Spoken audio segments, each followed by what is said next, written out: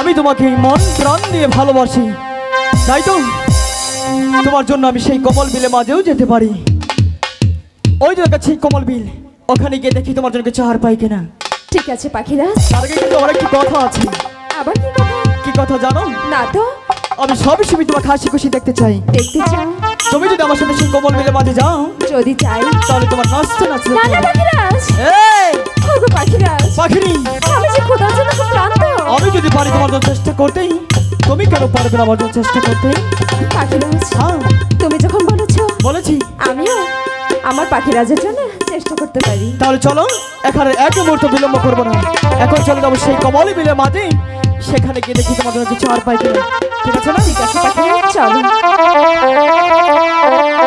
পরে কানে ছেড়ে পাখিনি আদারে ফের লাগিয়া